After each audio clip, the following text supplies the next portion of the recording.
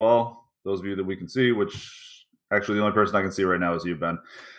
This is From A to B, brought to you by Osmo.com. We are in the most sports-rich time of the year, as we've talked about. We are going to chat today about a little of this, a little of that. Obviously, NBA kicked off last night. Got some thoughts there on a couple of games. Maybe talk about some value plays for tonight. But largely, this is our Wednesday. This is kind of our Wednesday night show that we normally do pre-lock for golf. Golf is in Asia, so golf locks in 3 hours. Crazy schedule time of year. How you holding up, man? Yeah, it is a busy time right now. Just slates lock and all. It's you add in the golf Wednesday night slate lock. It really changes everything. So yeah, we're going to talk about that. But it is only as we talked yesterday, a 78-man non-cut. So we'll have some time to talk some NBA and some other stuff. Yes, we will. It's also it's now legitimately cold in New York. Like we're getting into the 30s tonight. Winter is here. It's a beautiful day in Los Angeles. I was invited for now the third time this playoffs to the Dodgers game tonight by DraftKings. And last night I was like, yeah, that sounds great. I'm totally in. And they were like, okay, we'll set you up with some tickets. Like you're confirmed. Like just confirm with us in the morning. Then I look, and the West Coast game is the early one. It starts at 2 p.m. my time, which NBA doesn't lock until 4, and I got to deal with that nonsense. NBA and golf both lock at 4. So it's like, actually, guys, thank you very much, but I will not be in attendance tonight. Just sad. Yeah, I know. Yeah, I was going to go to the Yankee 1-game playoff, and I could not go either. We're both missing a lot of potentially cool baseball games these days. Yep, it's too bad. And unfortunately, I don't think DraftKings is going to be running into a whole lot of Laker tickets this year, which is what I'd really like to go to. But yeah, I got to see LeBron last year in the Garden. It was awesome. Guy's the man. So we will do that. We got a couple people in chat, good friends of ours. What's up, people? CJ Cup. Yeah, we will get after it. Yeah, we got D. Kyver. We got the homie Jack. Champagne Nick Cage. If you guys are watching along and you don't mind liking us on YouTube, it helps. Much appreciate it. Absolutely. Okay. What's on your mind, man? Did you watch the games last night? I did. I watched the first game. The second one was on a little late, so I only caught the beginning. I'm glad NBA back. It's awesome. It was a 2-game slate. Celtics looked great. The Warriors look sloppy. There's going to be a lot of games like that with the Warriors where they look, and at no point did I think they were going to lose the game. Simmons, really, really, really good. And then this is more on the DFS side. This FanDuel dropping the lowest score thing is really interesting. Conceptually, it's hard to grasp. I saw some tweets this morning that, there were people who came, like in 40th who actually had a higher aggregate score, but they dropped, say, like a 15-point player, and the guy who won dropped basically a 0. Yeah, the guy who won had Semi Ojeleye, right? Mm-hmm. So it was a good lineup. It makes great lineup. It's an interesting. I think we know how to attack it, but it still creates a interesting decision every night. Yeah, it's weird. Like I don't know. Did you play DFS last night? Did you play? Oh yeah, I played. I had way too much Kyrie, and I Saric, who I don't regret at all, but Kyrie was the guy that really messed me up. Yeah, I played mostly on DraftKings. I threw one lineup into FanDuel just to see how it was going, and I used Kevon Looney as my punt, who went off, so it didn't really do much. Yeah, you probably dropped Saric. Like I dropped Saric on FanDuel on some lineups. It was Saric, or maybe even Klay Thompson was terrible. Great. No, I don't know. Too much Kyrie. I had I don't know. I had a good night. Won a couple $100. I didn't play a ton, but I went more on the Tatum side.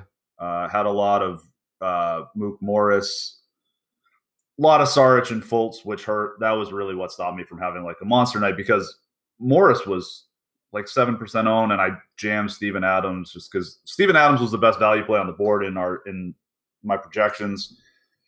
Josh and I were talking about that. We both run projection models, and Steven Adams was like an amazing value in both of ours.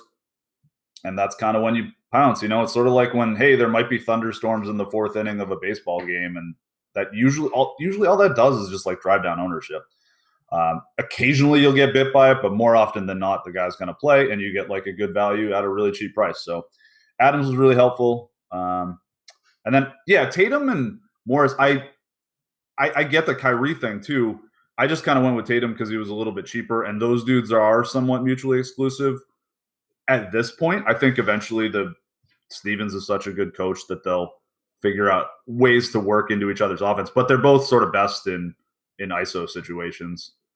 I rolled more Tatum, and I also played a lot of Markieff Morris, that was the really sort of under the radar one, but I don't know. Gordon Hayward was going to play limited minutes, and I just sort of felt like I think usually Marcus Smart's kind of going to be the de facto like second guy in at the 2-guard spot, but you got to play really like Philly's huge.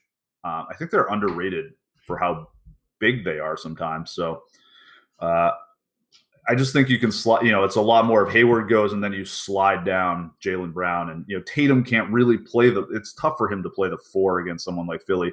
And I was looking in the playoffs last year, like Mook and Tatum played 108 minutes together, which is more than 2 full games worth of rotations. 15.3 net rating. Like they just destroyed Philly when those two were on the floor together. So I went for playing the two of them together. Worked out last night. Unfortunately, I was trying to buy on Fultz being maybe not a disaster. Yeah, I mean, a 2-game slate's still a 2-game slate. It's tough to conceptually navigate in there. But now we have a full slate tonight. So this will be fun. This is it's going to be a lot different. This is really kind of the real opening. And we got plenty of resources, obviously, over on the site. We got shows, articles, multiple projections, because it's busy. There's a lot of teams playing tonight. Yeah, it's a big slate. Yeah. Definitely. Yeah, we got ownership projections too, which are always going to be, that's, pretty helpful in basketball. Figuring out what to do with chalk is like a much different game in basketball than it is in, say, golf, right? Oh, yeah. Very easy to just, if someone's going to be 50% owned in golf, it's just like, well, whatever. There's usually a good reason to get off that. If someone's owned 50% in basketball, it's because they, it's broken. Yeah. I mean, you have to do it. It's like Dennis Schroeder last night. It was like, I don't see any way to not do this. And sometimes it's like Dennis Schroeder and he's 4K, like when the injuries open up value. And we talk about that all the time, the difference in the sports. Like the easiest examples, when you have LeBron, his bad games, he still outscores the guys, who are rotational players. In golf, there are weeks where Dustin Johnson just gets cut and a 6K guy comes in 19th and he smokes. Like that's totally a different way to conceptually grasp it. So yeah, NBA is tough. I think as much I love the NBA, I think a lot of people do.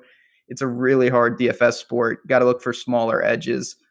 Ownership definitely one, especially with late swap. Like if you're down, you have to use that and say, okay, I can pivot to a low owned, high upside guy to try to make up ground. Yeah, that's what I like in retrospect feel kind of dumb about, is that FanDuel doesn't have late swap, and I felt pretty comfortable about Steven Adams last night, and I should have just – That's where you get the leverage. Yeah, I should have played more on FanDuel, but whatever. I didn't. I've just always – not always, but most – I've been pretty heavy DFS player for, I don't know, like 6 years now, and I have almost always played more on DraftKings, so I'm just more comfortable there. I will be playing more on FanDuel this year, but those are the spots, is when there's a questionable guy that you think is going to play that maybe most people don't, or people are just scared of that. Mm-hmm. That's where you get the crazy leverage. And that's been the case in DraftKings tournaments the last couple of years with no late swap, is that's where you that's how you find a guy that's 2% owned. That's a good play on a late. That's the problem. When we get into late swap, a guy that's 2% owned is probably just a bad play. Oh, it's not even probably. Like it's really hard to find one that's that small. Or, I think early in the year you can find it. Like I was saying about Marcus Morris last night. He was not particularly popular, I think, because of the way that people thought the rotations were going to go. But we don't really know the rotations for a lot of these teams yet, which is a good segue into tonight. Most of the values that I've seen popping in my own projections are guys that are in, that either we don't know anything about, like some of the rookies, or just guys that are in brand new situations. Did you have anything that stood out to you on first glance? Yeah, I mean, obviously, I think, I'm not breaking any news here. There's some guys that seem glaringly underpriced. Jimmy Butler would be one, not just the narrative street that he's angry. 6,700. He's going to be. Go ahead. I'm just saying he's priced for not being there. I think that everyone thought that he wasn't going to be around. Yeah. No. So this is, again, unlike other spots, and I'm not saying you just have to play him because it's a huge slate. You certainly don't. But the ownership that comes along with him, it's a deterrent, but it's not a deterrent in the sense where I'm like, well, I'm just going to play somebody else because, I don't see that many ways where Jimmy Butler doesn't have an effective game at a price like that. I think there's a little downside. We don't really know what's been going on with him the last couple of days. Like, maybe he finally pissed off Tibbs to the point that he's just like, screw you, you're playing 18 minutes. I highly doubt that. I would be stunned if that's the case. I know what you're saying. I do. I just think that if he plays the minutes that I expect him to, it's more likely than not he takes on a disproportionate role in terms of aggressiveness or maybe he does do the Kobe where it's just like, you know what, I'll pass every time and pout. He's going to do the Kobe one way or the other. Yeah, the extreme Kobe range of outcomes. You can't fucking win without me. Yeah, I mean, he's not a happy camper. And then you're right. You're just imagine that? He's screaming that at the GM. Comes into practice. You can't fucking win without me. I don't know. That's hilarious. Yeah, he's quite upset. But yeah, I'm with you. You just highlighted the rookies. You have Ayton. I think the Suns as a team are pretty interesting. Whether you want to look at Booker or Ayton, those are the third and fifth highest values in my projections right now. Yeah, I definitely think that those are certainly guys that I'm looking at. Obviously, after the show, after golf, it's double lock for us. I'm gonna finish up my golf lineups and then move right to basketball tonight. Yep, and not go to the Dodgers game. Not go to the Dodgers game. Was there anyone else before we are going to move, obviously, to talk some golf? Was there anyone else that kind of stood out to you for basketball? Yeah, continuing with that theme of new situations, and Luka, great play too. Dallas and Phoenix are both going to be Matador defenses. DeAndre Jordan should help Dallas a little bit, but he's not what he used to be. He was never I don't think he's someone that's really going to hurt Ayton because he was always much more of a system, help defender, switch guy, come in and block shots, dude, more than I'm going to body up this other giant dude and shut him down. That's never really been his game. So I think Ayton should be able. DeAndre Jordan is not someone that scares me off of DeAndre Ayton whatsoever. Phoenix can't play defense at all. Devin Booker is going to be like the Kansas City Chiefs this year. Just great on both sides of the ball for fantasy. He cannot play defense whatsoever. Doesn't have any help. But also, the big thing with him is they don't really have a point guard. So he is going to be doing a lot of ball handling. His assist rate, we have projected a lot higher. I have him north of 7 assists tonight. So he stands out as a great value. And then Kawhi is $1,000 underpriced. And that happens when guys switch situations, and especially coming off of a down year. But if he is Kawhi at all, he's going to be a $9,500 player before long. Yeah, I mean, it feels, just my last thought on it, and we'll see. I haven't built. But I wouldn't be surprised to see a lot of people go very balanced tonight and sprinkle in some of those, superstars who are underpriced and fill in with some mid-range and then take a couple of value stabs. Not extreme. I didn't see much in terms of pure value, but then, try to keep it concise. I wonder if that will open up kind of in a vacuum, maybe going up to someone like Harden who doesn't really fit the mold in terms of that type of build. Yeah. I think Shetty Osmond was the one guy who really stood out to me value standpoint. He's 4,200, probably a full rotation guy. We don't really know what he's going to play like. We've seen a little bit of him in the preseason. He did do some stuff, but that's not the greatest indicator usually. But and they're banged up a little already. Yeah, I've got him for 30 and a half minutes at 4,200.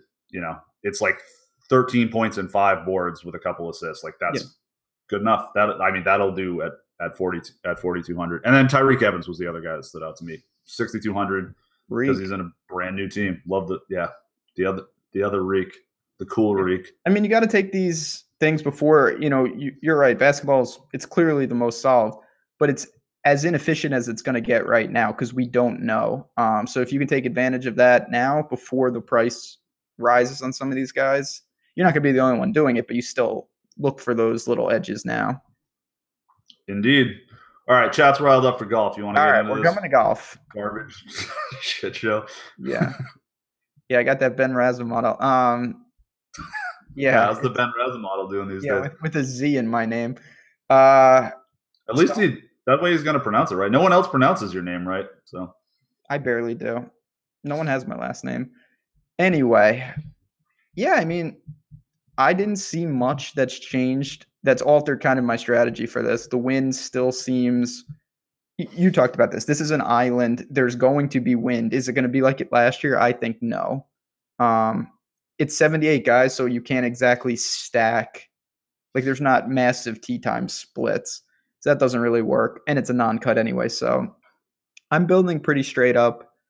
Like the guys that we talked about yesterday, Kyle Stanley, who I think is going to be more popular than I once thought. Is one of my key guys. He still is, but that's one thing that kind of stood out. That was a bummer. Yep, I think that's fair. Where did I have? Okay, we have him for 13.4%. Yeah, I'd take the over on that. I hope not, but yep, I think he could. Let's see where he's trending. That's usually a big indicator. We got a Bo Hostler question from our good friend Jeff. That guy. Did you see? Tim mentioned this yesterday, but I know you were dealing with the UPS driver for a while. So they were garbage men, dude. Yeah, Hostler last week was like, from what we could tell, really struck the ball well. No. Just like typical him. He was probably like ice cold with his putter. Like his GIR and everything was good. He just still played bad. Yeah, well, he's a trash player. So like one good GIR performance is not. It's like that week Ollie gained 9 strokes on approach. Like I don't care. That guy's the difference though is that Ollie doesn't putt. He's a world-class putter, this guy. Yeah. So. But he has one bad putting round every week, so does he have any top 10s in his life? What? That's a poor comment. Yeah, what do you mean? He should have a win. It's not a comment, it's a question. Yes, because he lost to Poulter on the most ridiculous. Poulter hit like a 30-footer to go to a playoff against him. I'd so much rather play Poulter than Hostler. That was the tournament where Hostler had lost, and he was just like, he was hitting like 7 in the playoff hole, and he was still like taking his time. It's like, I get it, but buddy, it's over. Like, but yeah, I mean, I don't mind him because when you have that upside, you talk about this, and as much as we like to rip on him, when you can putt like that, I more would lean towards it last week in a birdie fest, which he did not get it done. But maybe this is something. Maybe his irons have gotten a little better. I'm still skeptical. Dart throw definitely in play though. Yeah, I'm with you, and he will. We've got him sub 5% here. I think this is the time to buy 7,300. Like certainly a guy who could pull together some streaks. I am as bearish as you could possibly get long term on this person. I think in 2 years he's going to be, he's the next Ollie, but he's whatever. I totally fine play every once in a while here. Speaking of that, a guy that we generally have been short on in our lives of PGA so far that I'm actually into this year, I think, or into this week, I think is actually a pretty good player and is finally showing up like at a not crazy price tag and at pretty low ownership is Xander. Is this a Xander week? I know this course isn't necessarily, with mile wide fairways and a very, very short, like that's not necessarily his perfect fit. But man, I don't know. Huh. I I'm really surprised to have you say that, because my first thought with Xander is this, not that it's a bad fit, but it certainly doesn't highlight what he likes to do, which is, straight, tight fairways. I don't know. You know the only reason I'm talking about him, right? What? To hedge our lives? No, he's like 5 to 7% owned and not stupid priced. Like, I don't know. That's a jump on spot. I get it, like from a fit, but he actually, I think, is like a reasonable value at low ownership, just in a macro, like how much golfer for your dollar are you getting sense. And I'm surprised to hear every time that's ever happened, he's been 28% owned. No, you're 100% right about that. The ownership certainly puts it, but I don't feel that 9,400 is anything special in terms of price. I thought you would go to Adam Scott. I have a little Adam Scott interest, to be honest. I don't know, man. I can't. Who's, again, he's similar in the sense that I don't think this is the best fit. This isn't a long iron course from what I've gathered. This is more, you can be somewhat aggressive because these fairways are very generous. These greens are generous. And it seems like the greens are kind of tricky. That doesn't seem to yield to Adam Scott. I was more banking on talent there. Two guys that I think, if the ownership vacuum creates an opening, sure. I don't think either of them are the best fit, though, to be honest. No, I don't think so either. But like Xander, I think has real upside. I don't know that Adam Scott does anymore. I mean, like Adam Scott, we know it cannot putt and is gonna have trouble on these crazy greens. He putted. He had the cheater putter. I don't know. I guess he still has that. It helped him a little bit, but I don't know. I'm not like. I think Carl brings up a good point that this is a tough price range to fit people in. Yeah. So I'm not really looking to go for either necessarily, but like Xander, I find a little bit intriguing. I think that's like not a big problem for me. No, I mean, like I said, I'm not. These guys are certain. It's not even certain. They're good enough where you can play them on merit alone. I don't. I'm not saying that. I don't know. I'm interested to see how you structure that. Whether, like, do you anticipate maybe using Xander as your first guy, or do you try to go aggressive? I would probably go aggressive. I think there's a fair amount of dudes down low. I have not built yet because I have slept like 6 hours in the last 3 days getting ready for NBA.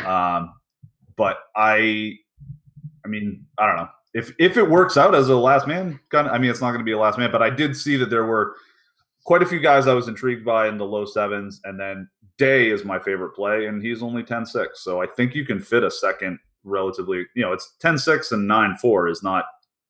You've still got plenty of money left for your last four guys. You're not straight dumpster diving right away, which you are doing if you play JT and Decky, which I like tried. I did like sort of look at the lineup tough. There. You're down to some. You got some awful players at that point. It's aggressive. Did you? I know we do have a question in chat about first round leaders. Did anything pique your? I know you had mentioned you've been on a little run there with the first round boys. Did anyone stand out for you? It's tough because what I like to do, and I think a lot of people like to do this, you get a couple guys going out early, maybe before, but the guys tee off it's like a 2-hour window. I didn't see much.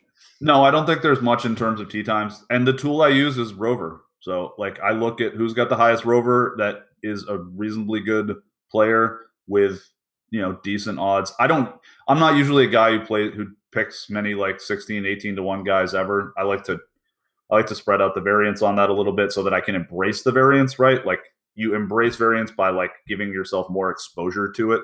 So I usually will have 6 guys in the 40 to 100 to 1 range and put, whatever, $20 a piece on those, or what I like to, it's not $20 a piece. I like to structure it so that I get like $1,000 back for every time I hit a first round leader. No, it makes sense. So depending on their odds, but usually I will just pick the highest Rover guys that I think are good and that have reasonable odds.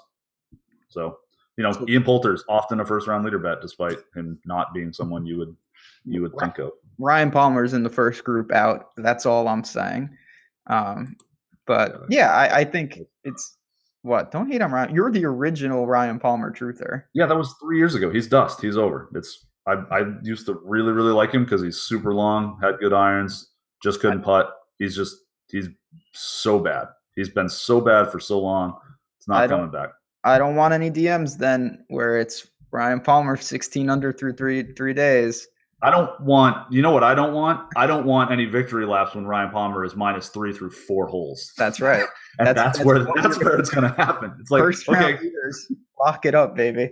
Cool. He's still taking 48th. There is some water, so that could be on the ocean. Yeah, it's not good. It's the classic Jack Bernacki joke about like when they were playing in, I don't know, Kansas or something like that. It's like Ryan Palmer is going to find a way that you're looking at Shot Tracker and it's like shot to 178 yards to drinking fountain. No, it's true though. Like Ryan Palmer hits in water where there's like where there's like, oh, they have a creek just for show. Like it's not even remotely in play. Exactly. Yeah. You're like, what? It's like that creek Phil hit into at what was that? Where you remember it, right? He hit into that tiny, like 2 foot wide creek around the green at Memorial, maybe, and then he saved on 18 to cost us a ton of money. Do you remember that? He drilled like a 30-foot putt, like after hitting it in the water on his last hole. We were all excited. Oh yeah, that was he hit out of the water. That was bad. Van de Velde style. Ooh, all right, a couple more guys. This is good. We got Cam Smith. Any interest? He's too expensive. What? I was just saying he's an interesting guy every week because he's popular. I think he's overpriced, but he's churning out some good results.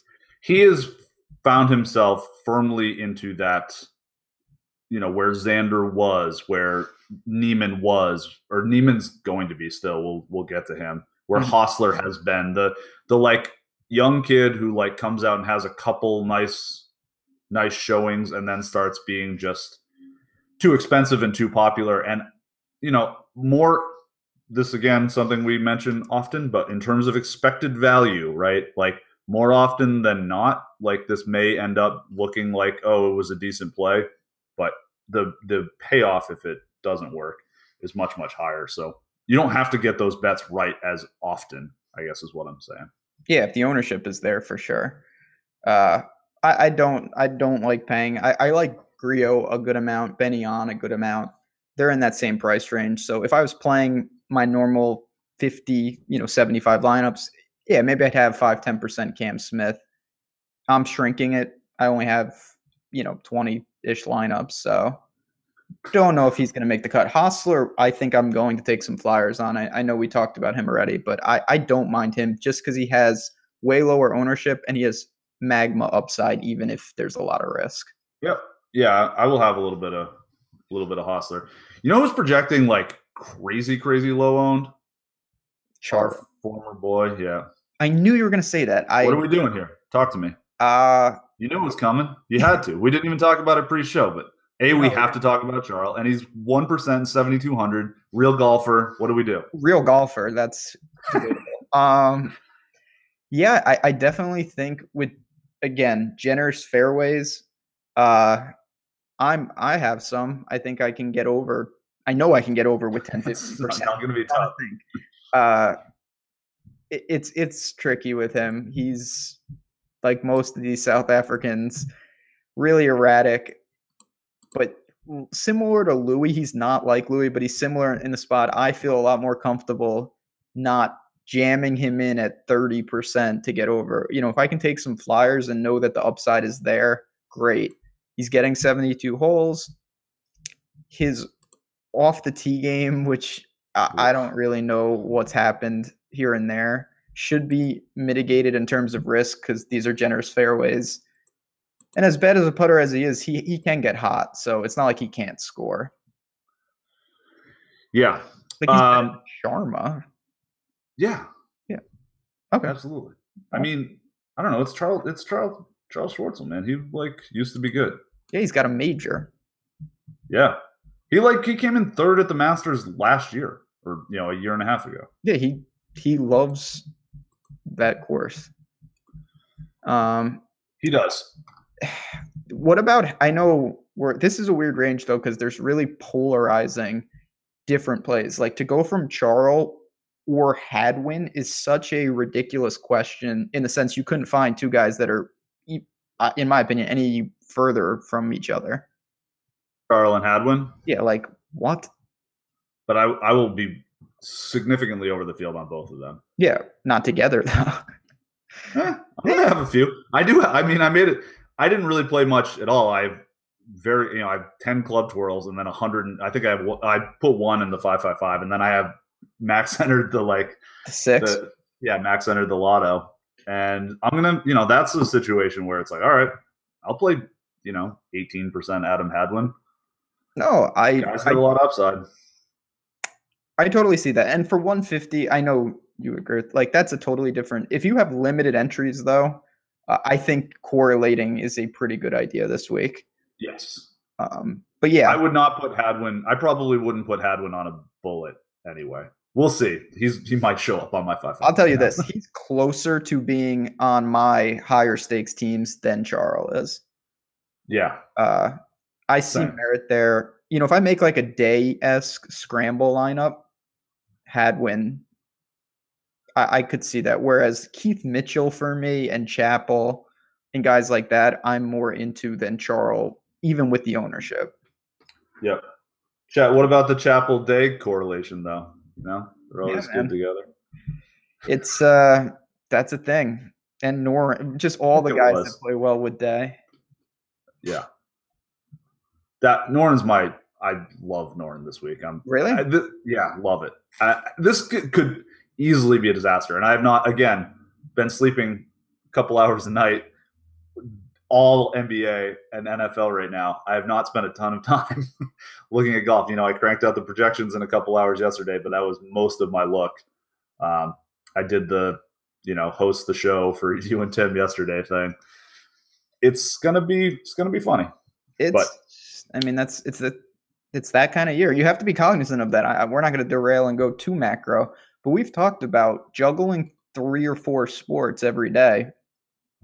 Even in an automated, streamlined process, which you have obviously way better than I do, it's a lot.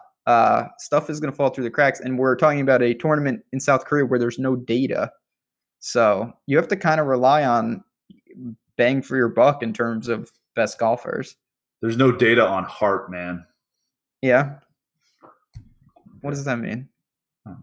You don't know? Sounds like something Coach Taylor would say. No, I don't know. I was just fighting back. I was being on your side, man. I was fighting for team feel. Team feel, gut feel. You just got to will it. Heart feel. Not Danny Willett. That wasn't a pun, but don't Danny Willett. You don't ever will it so hard that you end up with Danny Willett. That's a disaster. You ever see that meme with Justin Forsett dressed up as like a cowboy, and it's like he don't make the law, he just enforce it. He's dressed up as a sheriff. It's so good. I haven't thought about that guy in a long time. Mm-hmm. My buddy Dave found that somewhere, and we laughed at it a lot. Yeah, if it's windy, Grace has to be for. Grace is an anomaly. Real talk, though, I will say. Grace is probably 20-1 first round leader, though, right? Two things. Absolutely. Because Grace is an actual player. I will say, though, being completely serious, Grace gets labeled as a guy who can only be played in hard courses, where it's there's some truth to that, but it's not so ridiculous that he just can't be played at a WGC or things like that. He's good enough where he's in play in all formats. This is certainly not the ideal fit, though. I will admit that. Yeah. But he just gets that, no matter where I go, it's oh, Grace, well, unless it's the winning scores +2, you can't use him. It's no, you can. Grace can score. It's just he prefers tough conditions. Yes.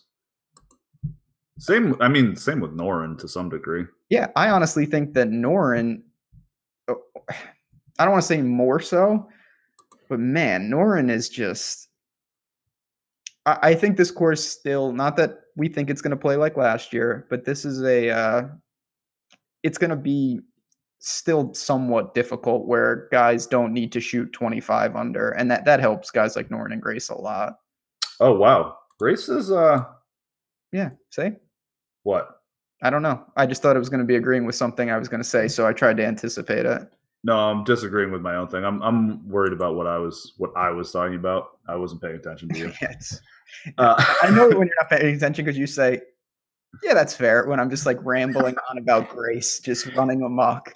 It's better than your like full platitude mode when you're like, oh yeah, sounds good. We'll see what shakes out. Like, that's how you know. Always, because when people DM me and I'm just like, yeah, no, it sounds good. It'll be interesting this week. And I don't even know what they asked, but yeah, gonna be a fun week for sure. It's good tough luck out there. It's really tough to break down an 80 man because we were saying yesterday, you throw out I don't, and I think even on your 150, are you going to have any Asian Tour players? No. Yes. So, it condenses the field, and from there, it's more about roster construction than who you're really playing. Yep. What I said, oh wow, to Grace, 66-1. That's on the tournament. Okay. Let's see what he was first round leader. 66-1 no, for the tournament, I still think is pretty juicy. Yeah, that's not bad. And that seems like he's dropped quite a bit. So I don't know what the deal is on that.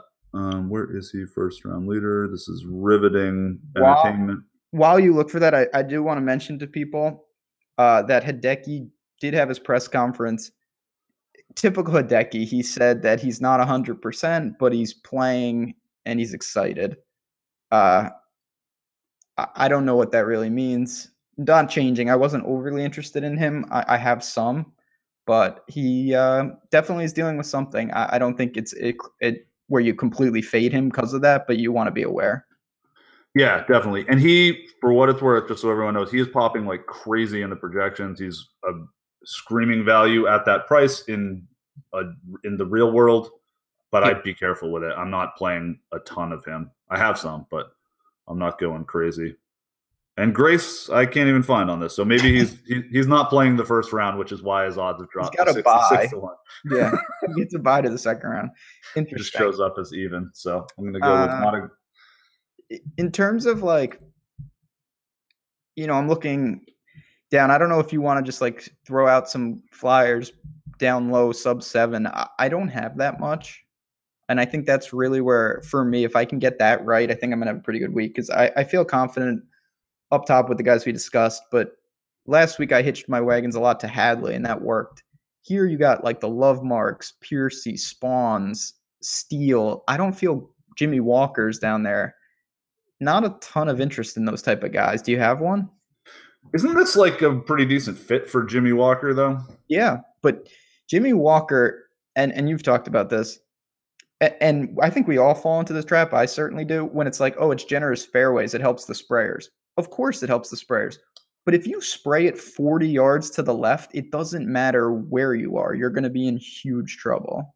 He's truly bad, yeah. Like, his spraying doesn't get negated anywhere. True, which, there's a little of that in Jason Day at this point. Absolutely. Absolutely.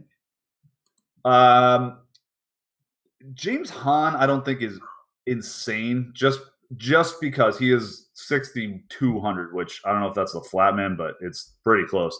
That's like if you want to build like, JT and Day lineups, or like, I don't know. What do you think of your boy Brian Gay? I'm totally off him. I've seen his name and I get it because he's another one. He's an incredible putter. He has been so bad. I had some last week and it was a disaster. Since Wyndham, he's been garbage. His approaches are really struggling right now. Honestly, and I'm not looking to do this, but if I really got aggressive, I would take a complete flyer on Patton Kazire. His driving is the weak link. Maybe it helps him here. And as much as I rip on that guy, he had a couple wins last year. He clearly can compete. It was this time of year too. Yep. Like Gay's projecting for like 5% owned. That's what I'm saying too. You're not getting 1%. So for me, if I'm completely punting with a min guy, I'll take Kazire. We don't know what kind of form or anything, but for someone like that, it's worth a stab or two. Yeah. Steals dust. Yeah, he's gone. He's terrible. It's not a lot down here. No. Bryce Garnett is like a guy who like Your boy. how is that my boy? No, it's not. But certainly not mine. No, certainly not mine either. But he's a guy who like has competed in like terrible fields. This is not that terrible of a field though. So No. I would much rather go back to Spawn if I had to. yeah. And really what I'm doing is I'm not going down this far. I'm spending up for real players. Adam Hadwin. Charlie Hoffman is here at 7,100. Yep. Stuart Sink, Ches Reavie, Harmon, Keith Mitchell, like, God. And a couple hundred. God help us. Like, get a couple hundred above them, and then you're talking Chappell, Austin, Cook, guys who are A, better golfers, and B, not that I'm correlating a ton from last week, but some of them played very well. So you think Austin Cook is a better golfer than Charlie Hoffman? I think that's a bold statement. No, but I think you're taking the the best of the people we just named and the worst of the people I just named. I just listed off every golfer that was $71,000 or $7,000. They're all in play, except for Pat Perez. Yeah, that's what I'm saying. Like, I would take Hoffman over Sink, Harmon, Reavie, Mitchell. You know what I mean? And then I'd take him over Cook too, but I'd take Cook over all those other minions. So you take him over. So you take Siwoo Kim over Charlie Hoffman, is what you're saying? That's basically what I just said. Yep. Okay. Do you have any interest in Siwoo Kim? Siwoo Kim? Yeah. No. Okay. Siwoo Kim is someone I will play if he is 2% or less. Grace Rover, -265. That's funny. God, it's going to be interesting to see what Grace does now. I'm going to add a little exposure to him because I do think it's all right. Yeah, Grace is, he's a real golfer. All right. We said we were going to talk. I have a couple guys that I think we need to get to. Then we'll get egregious. Then we'll get out of here. We just spent a lot of time being egregious. Yeah. When I said be egregious, I actually meant we have to give our hot take. Oh, okay. But two guys in the mid-range who are really going to be popular, both young. I think you're soured on both of them at this point. First is Neiman. Price has dropped, but it's hard not to have some. Yeah. I think you get over? No, I won't get over. That's impossible. He's like going to be 20% owned. I'm not playing 20% owned of like, say what? Yeah, I said, how do you get over when he's 100% owned? Yeah. I will not exclude him from my pool. I will probably play 10, 12%, and I'm pretty sure that's going to get me significantly under the field. Sure. We have him 13% in-house, and I think that's quite a bit low. Yep. I would say he hovers around 20-ish. Wouldn't even surprise if it creeps up a little more than that, to be honest. I'm not sure exactly where I'm landing. I'm not taking a strong position either way. I think I might come in, say, 18 to 20%-ish, and might come in slightly under, might come in slightly over. The price makes it a lot more appealing. If he was $9K in this field, you would not be seeing that type of ownership. Right. Which is why I'm almost inclined more towards Xander. I think Xander is a better player than Neiman, and like that price is significantly higher, but and Neiman's kind of like that. Neiman's another guy. I don't, and it's not just about course fit. It's not like, oh, this guy course doesn't fit, he can't play well. Yeah, he absolutely can. But I don't know how great of a fit this truly is. And if it's tough and it has to scramble, not his forte. Right. And when we talk about course fit, like it's a part of it, but I mean, a big part of it is something to talk about, right? Because we have to talk about golf a lot. So yeah, absolutely. Got to talk about things. More important is how much, how good is this guy compared to this other guy that's the same price and this other guy that's a different price and way different ownership. Like, fit is nice and all. And there are certain guys that fit is really important for. Jimmy Walker is screwed at a course with tight fairways and deep rough.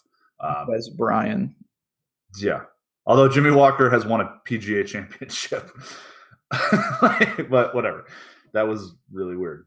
No, and I've said this before, and I think like any sport, take a receiver, a 10K guy, and it's like, oh, brutal matchup. Yeah, but they're matchup proof in a sense. And then you take a a punt play, it really helps if they do have a great matchup. And it's the same in golf. Like, I almost said Jordan Spieth. Put Dustin Johnson on any course, even if it's not the best fit, he can overpower that.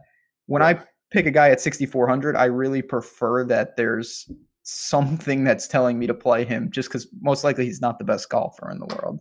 Right. The course is the defense, right? Yeah. Like, yeah, it matters. It matters a lot. But like, maybe not. Oh, wait. Sorry, that might be a hot take. It probably matters. It certainly matters in some situations, but it's priced in a little bit in the algorithm because like the algorithm takes into account the odds and all of that. So, the course fit is priced, is priced in some. There are inefficiencies in it, but you know what happens when there's inefficiencies, like major inefficiencies? Crazy ownership. So, especially nowadays, like you're not pulling one over on everybody. Right.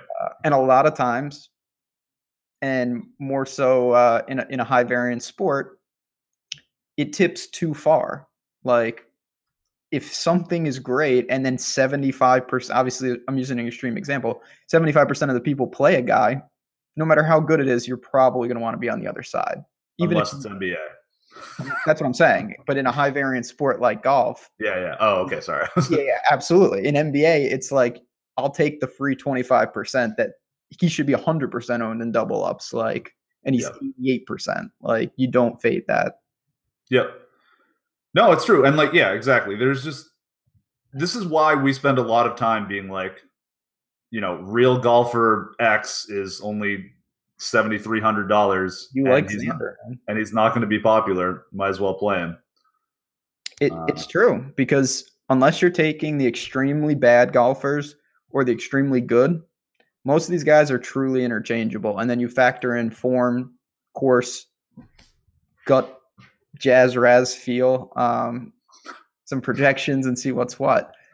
So anyway, I do have one more guy, and he's going to be super polarizing. I don't think you're a fan of him. What's the answer to this question? Hometown hero, home course, Sunjoon Im. I'm not a fan. I just don't know that much about him. He was pretty good on the web.com tour, whatever. I'm not going to play him as a chalk 8K player when he's just like jumping into the big leagues. That seems aggressive to me. Now, might I be wrong? Absolutely. Am I going to be, is there a pretty good chance he's fine? Yeah. But for every Xander, there's way more Norman Johns. Like, it's just kind of how it goes. Think about Neiman, how fucking terrible he was for how long? Like, he was really bad at the then he got it beginning of the together, though. Now, I absolutely get that. It's one of these things, and I just talked about this point. I think it's a actual thing that this kid is playing at a course that he calls home. Having said that, I think the ownership bump he's going to get from that fact alone isn't worth that fact. So it's a tricky situation. I have some of him. I actually think he's pretty safe, to be honest. If I was playing cash, which I am not, I wouldn't mind even looking there.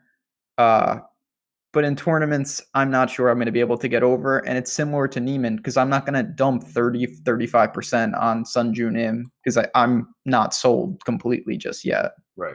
It's Sung JM, but I agree with you that I think he's kind of he is a bit of we don't have a ton of stuff on him yet, but I do think he's going to be a bit of a lower variance guy. I don't think he's going to like go out there and light the world on fire very often. Yeah, I mean, I think he's going to be. Well, it remains to be seen. I think he's I think he's a very good player, though. Still low rover. I give you that. But I think he might be a real guy, hits the ground running on the tour. Now, he played well at the Safeway. That doesn't mean anything. We'll see what happens when January comes. But yeah, so that's a tricky one. I would venture to say he's going to be very popular. Yeah, I think he sure is. I would say Justin Thomas should be the most popular, but he's going to be top 3 or 4. Yeah, Drewby thinks he's going to be obscenely popular. I think he is too, because I know this is ridiculous. And Drewby tweeted about this right before the show. And I think it was shout out to Fanshare that people bump, the Korean golfers in something like this. And It's probably an artificial bump. God, that's such a nice fade. I mean, you see what I'm saying, though? This is what happens. Mm-hmm. And I do think there's something to being at a place that he's very familiar with, but it's not worth if he's 25%. No. We did have... Especially if it's windy, because then who knows? Absolutely, who knows? And even... I'm not going to go down a rabbit hole, but we have seen time and time again, people play a course and then they get it ready for real golf conditions, and it actually hurts them because they're used to playing shots that now they can't. It's not the same. You know what I mean? Yeah. So who knows how pertinent that's going to be? We did just have Dodgy. I might be butchering the name. Are we in the Awesome Slack? Of course we are. We are in there. Come on in. Always a fun time. We got a lot of the good peoples in there. Jazz Raz, Hot Magic. Yep, anytime. Is Kill a Keith Mitchell too crazy? No, not at all. One of my favorite punt plays from the low sevens. Can really score. Aggressive. He's a bomber, but I don't mind him in certain builds this week. Yeah, I like Keith Mitchell too. Shout out to Carl. He was the first guy on. Yeah, Carl Marks, who's in the Slack and in this YouTube channel, definitely was first to it. And there's one of the great things about Slack in general is you can get a jump on these web.com guys. Like, I'm honestly not too familiar with all of them, but we have some people who really are. Carl was great with that. You know, Im is leading that pack, but there's 25 other guys that are going to be people we're going to have to deal with in the weeks to come. So it's good to have some info on them. Yeah, agree. Okay. Carl says, Grace, I know this was mentioned earlier. Grace has the record low score in a major. Was that a U.S. Open? No, it was a British Open. Oh. Well, again, it's not a real win, right? Basically, you should have asked, was it at the Masters? And then when I say no, you're like, see, it doesn't count. Yeah, he went magma low. He almost won at Chambers Bay. He's done some things.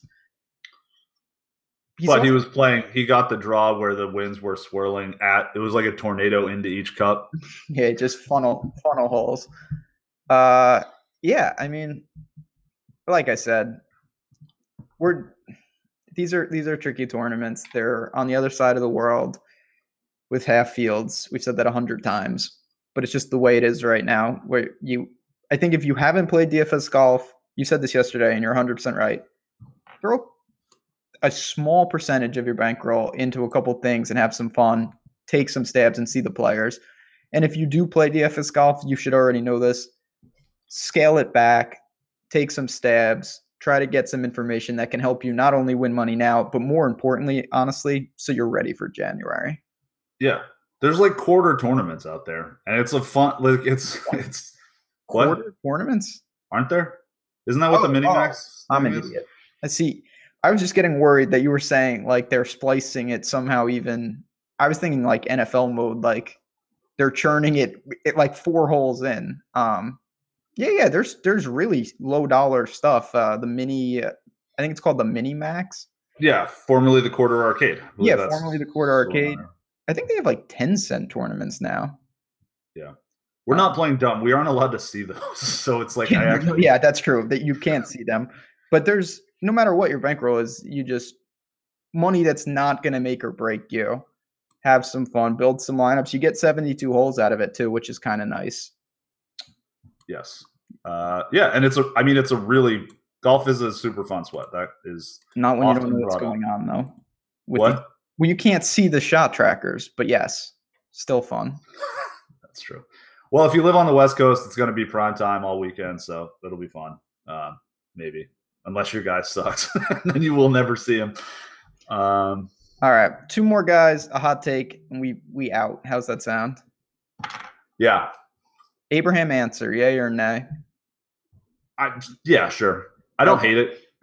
I will probably be around the field, maybe a little bit lower. I think he's going to be 10 to 12, maybe 14%, and I think I'll play around that. Well said. Right with you. He's with CH3 and Hadley, who all 3 of them played well last week. I think that pumps up their ownership a little bit. I'm most interested in CH3 out of the 3 of them. What? Yeah, I like Hadley too. Answers last because I'm not a fan of him. And then Andrew Putnam. I actually am not like, I don't think that's so crazy, but his results gets you because he had the like he won like a big boy tournament last year, right? No, I don't think so. Oh, that's Andrew Landry. Yeah, that's Andrew Landry. What did Putnam do? Putnam is not striking me as a crazy play though. When I looked at stuff. Yeah, I mean Putnam. From what I again, he's not a state. He had one really good tournament at St. Jude. Didn't win, but played some good golf. His real weak club is off the tee. So if you want to play that narrative that's not as important, I see how you get there. He's only 6,700, good iron player, pretty good putter. Makes sense as a, I'm playing the $6 tournament and I'm going to really mix and match down low. Don't think I'm jamming him in high stakes though. Right. Yep. Higher floor 3v3. That's tough, and cash is tough. Those are both pretty solid floor 3v3s, though. Kevin Zoo, and then fade all 10K guys. Absolutely not. I'm with you. I think just looking at it very quickly, Hostler out of the 6 of those guys is the one who strikes me as the least cash-esque guy. But at a no cut, he becomes more of a cash play. Absolutely. At a no cut, that's why cash is very tough because you don't need the cut equity is not something you're factoring in. Yeah, it depends on what you're playing too. Like Hostler, maybe not. Hostler is much more attractive in head-to-heads and like triple ups and stuff like that. Mm-hmm. And the boosters, which are still kind of considered cash games, he's much more attractive in those than he is in double ups. Because Hostler is about as live as anyone to come in 68th and just be awful all week. Very true. Yeah, that about does it. Anything else for you? No, just the do you want it? I don't know what our record is in these hot takes. It's been a little crazy during the swing season. Well, we both missed last week. Yeah, I think I'm up 2 by default. What? Yeah. Well, those head-to-heads with Jason Day and Spieth, those don't count? No, because I whooped your ass at FanVice on hot takes. I hit like 6 of them. New site. Yeah, you killed me in 2 head-to-heads, but those aren't hot takes. Fine. And to be fair, it was only like 17 strokes between Day and Spieth. Yeah, fair. Good point. Only a couple touchdowns. All right. My hot take is that. And last week, M killed yours. Do you remember what mine was? Oh, I do. It was Denny McCarthy was going to be the top scoring Webby, and yours was that no Webbies would top 20. Yeah, it was all very bad. Yeah, M killed us both. Actually, Denny McCarthy killed me. It could have been anybody. That's he got beat by a lot of Webbies, and I got killed by a lot of Webbies. You got to tell me if this qualifies. Mine would be that Ryan Palmer is the best play out of everyone in the 6K range. Yeah, that's plenty hot. Okay. Take Andrew Putnam over him. I mean, I don't know. Use him as the 6K range guy. Yeah, Andrew Putnam versus Ryan Palmer. I'll do that. Why not? Okay. We got it. Put it on the board. Yeah, everyone knows now. Do not play Andrew Putnam. Or probably Ryan Palmer. So I've jinxed them. Yeah, but you run like God on this stuff. That's true. You run like God on the individual players. I shouldn't even get into these head-to-heads with you because what I'm better at is this condition is going to happen. Like I do well with those. Yeah. No, it's very true. Yep. Anyway, thanks everyone for listening. If you're out there and watching along, it would be swell if you'd give us a like on the old YouTube. Yeah, give us a like. Much appreciated. Tomorrow we have our Three Fellas show. Obviously, we'll see how everything's going. And then Friday, we're going to be talking some football, NFL, college football, checking on the golf, see how everyone's doing. But last thing, just remember this golf locks in like 3 hours. So if you're playing, now's the time to get in there. But it is not tomorrow morning. Nope. It is this morning for you, Carl. We're thinking about Lofty. We should, our thoughts are with him. A good buddy of ours, and he's going through some tough times. So he will not be around for Three Fellas tomorrow. We should have a show one way or the other. We are working out the details, so we will be talking NFL with you tomorrow evening, and back on Friday. Everything should be good. Awesome. Thanks everyone for listening. Thanks Josh for producing. Ben, love you, man. Yep. Talk to you guys later.